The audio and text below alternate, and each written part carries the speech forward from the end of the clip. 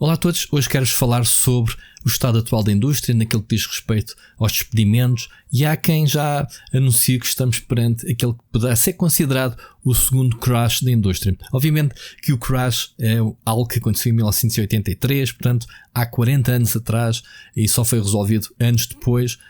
Para quem não se lembra, o crash foi a indústria, digamos assim, a passar de uma faturação de 2 ou 3 mil milhões de dólares que valia na altura para uma faturação de cento e picos milhões. Portanto, isto porque houve uma descredibilização da indústria. Os consumidores deixaram de confiar nos videojogos, que era uma indústria, se ainda é considerada jovem na altura, estava a dar os primeiros passos. Havia muito jogo, qualquer produtor em casa poderia fazer um jogo e colocá-lo à venda, e obviamente havia muita porcaria no mercado, havia muito clickbait, digamos assim, para a altura, jogos que vendiam uma capa que não tinha nada a ver com o jogo. Havia muitos fabricantes de consolas na altura, mas 10, toda a gente queria lançar consolas, e obviamente que houve essas condições que se propuseram então ao crash. O ET foi a gota d'água, foi a bandeira, não foi o causador, foi simplesmente a adaptação do filme ET.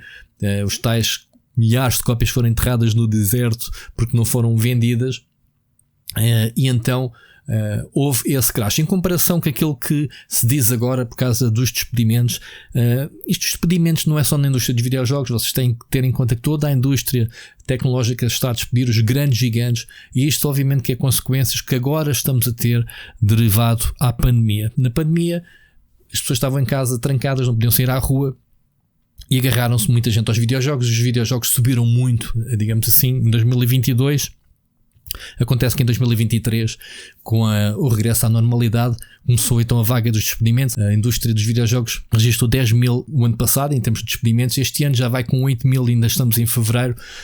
Tivemos despedimentos da Microsoft, 1900, daí também a causa de excedente de pessoas da Activision, da grande aquisição que foi. Tivemos agora esta semana a Electronic Arts com mais 600 pessoas, penso eu, e a Sony 900. Estou a dizer nomes de cor, eu nem sequer tenho aqui à frente, porque não é o caso. Não é só as gigantes de videojogos, estão todas a despedir. Electronic Arts, Sony, Microsoft, como eu disse. O grupo Embracer também está a despedir e a fechar estúdios que estão a voltar a ser indies, que eu achei piada no meio disto tudo. Piada, entre aspas, que é a capacidade e resiliência de certos estúdios em se tornarem independentes. Estamos a falar da Toys for Bob, que conseguiu sair daquele núcleo da Activision, tornar outra vez a ser indie, e com a contrapartida de continuar a manter uma ligação com a Xbox, vão fazer com eles, portanto, como distribuidora, um caso de sobrevivência impressionante. E temos também, no caso da Cyber Interactive, que conseguiu negociar, ou está a ser negociada, a sua saída do grupo Embracer por 500 milhões de dólares, a partir do financiamento de um grupo privado. Vai se tornar também independente, apesar deles empregarem, 3.500 funcionários, julgo eu. Portanto, é muito grande a própria Saber dentro do grupo Embracer. Aqui, quando fazem a comparação dos despedimentos, é uma falta de nonsense, porque a indústria está mais que saudável, continua a crescer, continua-se a faturar, só que obviamente que as editoras precisam de manter a linha de crescimento. Quando se tem resultados muito grandes em 2021, 2022, lembrem-se que muita gente investiu em videojogos por estarem trancados em casas e precisavam de passar o tempo, e os videojogos foi um escape para a pandemia. Toda a gente sabe isso, falámos aqui no podcast, e é algo que todos nós sabemos. Obviamente os Netflix, os serviços digitais, não se pode sair à rua, nós temos que nos entreter com alguma coisa quando nós estamos em teletrabalho, neste caso, e obviamente que houve uma necessidade muito grande de reforçar as produções. Os estúdios continuaram a contratar, e contratou-se muito. Portanto, a indústria, em termos de emprego, pensava-se que era algo para ficar. Pensava-se que os videojogos era à prova da pandemia, porque na altura da pandemia muitas empresas a fecharem e a indústria dos videojogos a crescer. E depois houve aqui uma normalização. Em 2023 voltamos à normalidade e houve um choque de realidade para as próprias editoras. De repente começou-se a ver os resultados a voltarem ao período antes da pandemia, a normalizar, digamos assim, em crescimento, mas não a disparar em termos de crescimento. E agora são as editoras a reestruturarem, as editoras / empresas, a Google, a Microsoft, a Amazon, todos os grandes, o Facebook, despede aos milhares. Portanto, não é só nos videojogos. Portanto, malta, não façam esta comparação do crash, é muito mal. despedimentos nunca é bom. E estamos obviamente a falar de pessoas que perdem o emprego, pessoas que perder um emprego na indústria de videojogos significa para essas pessoas perderem o seu sonho. É para as pessoas apaixonadas que vivem e transpiram os valores da empresa que de repente isso acontece. Infelizmente, no caso da Sony, eu tenho uma pessoa conhecida que trabalhava na Sony. Na Riot tenho outra pessoa conhecida que também foi afetada, daqui da comunidade vocês deverão conhecer. São pessoas que trabalharam toda uma vida para chegarem a este ponto e de repente vêm-se sem o emprego na empresa que sempre abraçaram e sempre se dedicaram. Eu tenho muita pena disso acontecer. Mas daí dizer-se que vai haver um crash, era preciso muita coisa a acontecer para um crash de uma indústria que continua a evoluir. E as empresas despedem porque têm pessoas a mais para os projetos que têm que prestar contas aos acionistas. No caso da Sony, viu-se perfeitamente o puxão de orelhas que o novo presidente deu aos estúdios em que tinham que gerir melhor os budgets, em que tinham que não adiar os jogos só por adiar, tinham que respeitar os cronogramas de lançamento.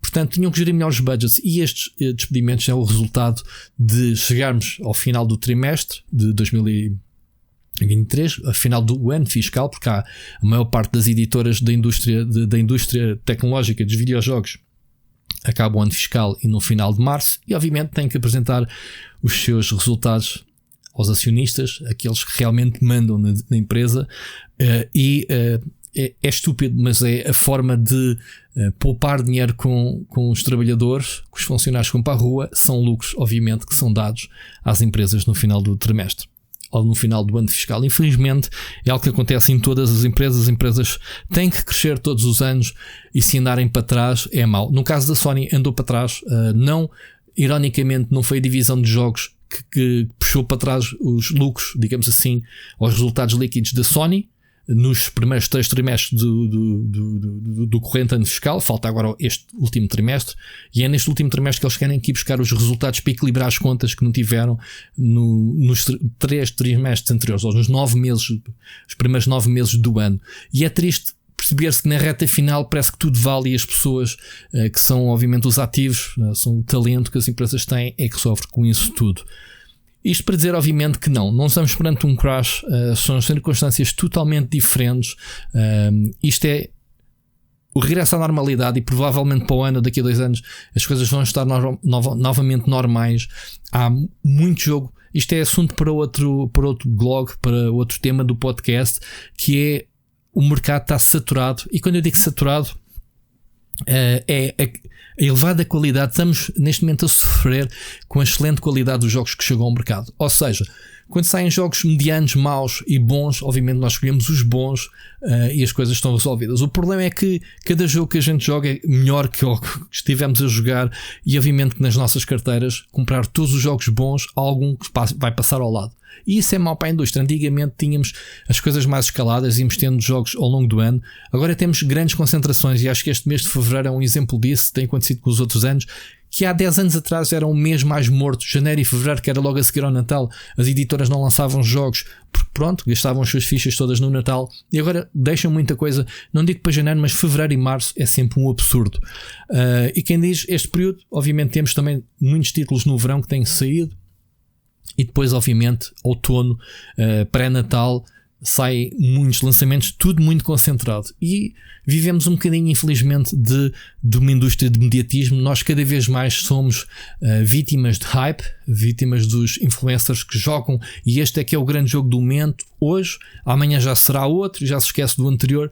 E infelizmente isso eu noto e queixo-me disso nas redes sociais, que é isto é tão efêmero. Os videojogos parece que deixamos de gostar e de apreciar. Eu demorei um mês a acabar o Like a Dragon Infinite Wealth e não peguei mais nada, ou melhor, fui pegando algumas coisinhas pelo meio, mas de grandes jogos não o deixei de lado enquanto não acabei. Não comecei, por exemplo, Final Fantasy numa transição, Final Fantasy VII, o Rebirth, 2 ou 3 dias aqui de diferença entre um e outro.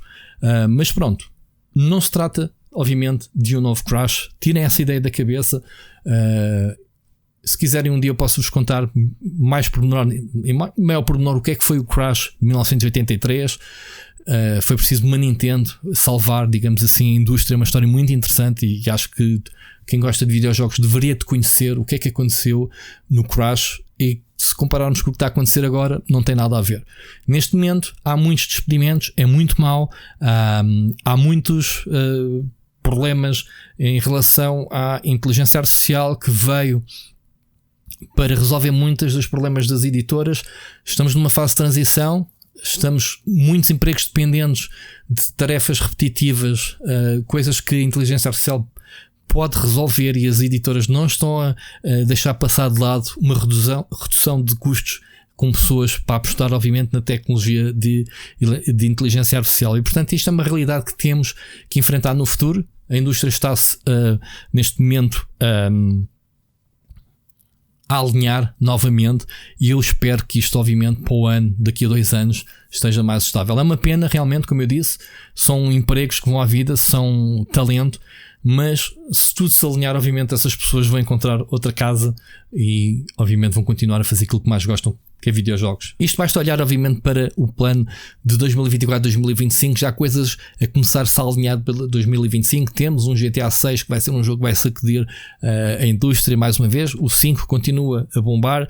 Temos novo Pokémon Legends DNA anunciado também para 2025. Temos a Nintendo a puxar a sua consola, aparentemente nunca anunciou, mas tudo indica que tenha adiado para 2025, e portanto 2025 parece-me ser mais um ano fresco, um reboot, digamos assim, à indústria. Há quem diga que a Microsoft a Microsoft vai fazer um reboot também às suas máquinas, vai lançar qualquer hardware até ao final do ano, portanto com olhos postos em 2025, e há quem diga que a PlayStation poderá começar também a pensar na próxima geração, numa consola Pro, uma PlayStation 5 Pro, e portanto isso tudo mexe obviamente o interesse na indústria. Espero que as empresas consigam obter os lucros para não terem que obviamente descontar nos empregados. Isto obviamente que também no caso da PlayStation, que acho que é o maior exemplo nestas empresas todas, porque a PlayStation parecia ser aquela empresa intocável, não era? A PlayStation 5 foi exatamente o problema de que os bons resultados da PlayStation em 2023, portanto no atual período fiscal, esteve muito dependente daquilo que se vendeu de jogos, e portanto não hardware. PlayStation 5 esteve abaixo das expectativas de vendas no Natal, em que houve consolas para todos, portanto andou os primeiros 2 anos com falta de consolas, lá está, por causa da pandemia. Também houve aquela crise dos chips que impediu ter acesso a novas consolas, mas a PlayStation 5 não vendeu aquilo que esperaria vender. As expectativas de fecho deste final de ano fiscal baixaram. Obviamente que isso teve impacto nos acionistas. As próprias ações da Sony baixaram por causa dessas novas expectativas abaixo daquilo que era esperado inicialmente. E obviamente, quando estamos a falar do mercado bolsista, isto tudo mexe, e obviamente são as reuniões entre os senhores da gravata que estão à mesa que decidem, se calhar aleatoriamente, temos de despedir X pessoas para obter estes ganhos. Não é obter ganhos, mas sim poupanças com as pessoas, que se reflete obviamente nos lucros da empresa no final do ano.